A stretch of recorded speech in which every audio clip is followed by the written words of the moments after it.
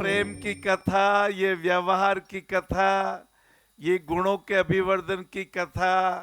जैसे तराजू कहता है मेरे लिए दोनों पलड़े बराबर है, मैं कम नहीं तोलता, मैं बराबर न्याय करता हूँ, वैसे ही परिवार में न्याय होता रहे।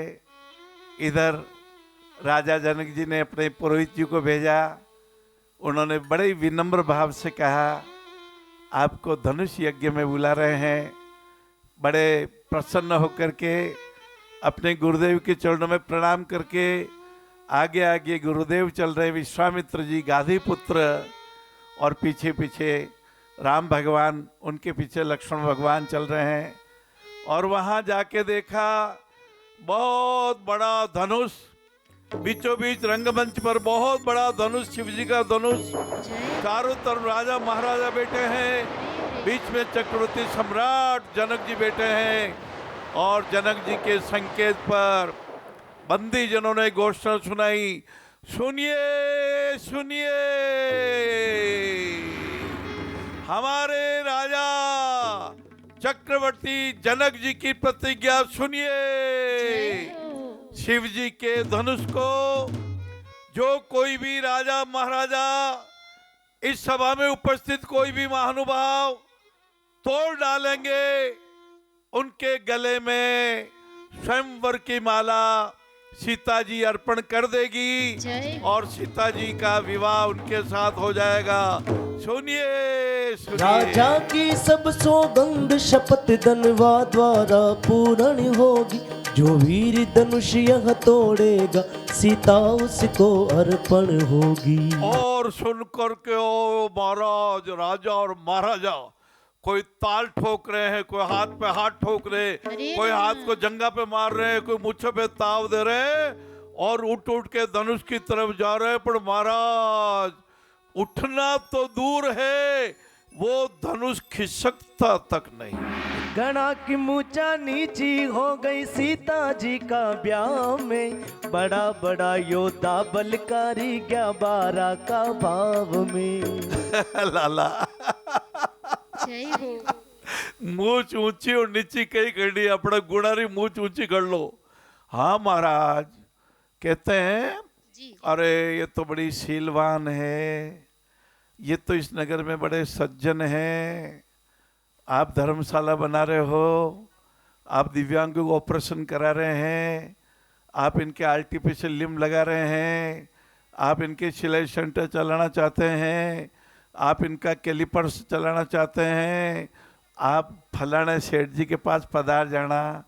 वो शीलवान है, वो गुणवान है, वो सत्यवान है, वो क्षमावान है, अद्वेष्टु सर्वभूतानि करुणः मैत्री एवच निर्ममो निरंकार सम सुख दुख क्षमी।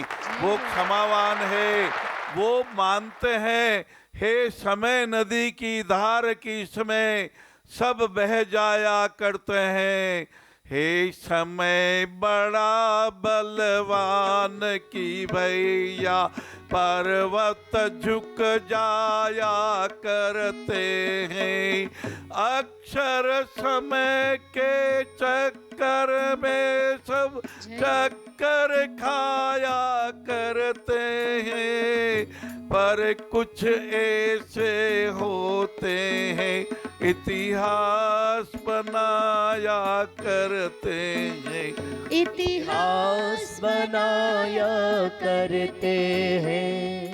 आयाम है जैसे लंबाई, चौड़ाई, ऊंचाई, 3 आयाम है। हमारा शरीर दिखता है ना जी। लंबाई दिखती है, चौड़ाई दिखती है, ऊंचाई दिखती है, बस यही दिखता है जी। चौथा आयाम नजर नहीं आता। चौथा आयाम है समय और 5वां आयाम है सेवा।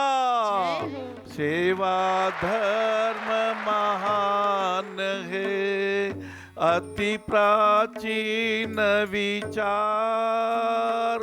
सेवारत इंसान ही समझा जीवन सार।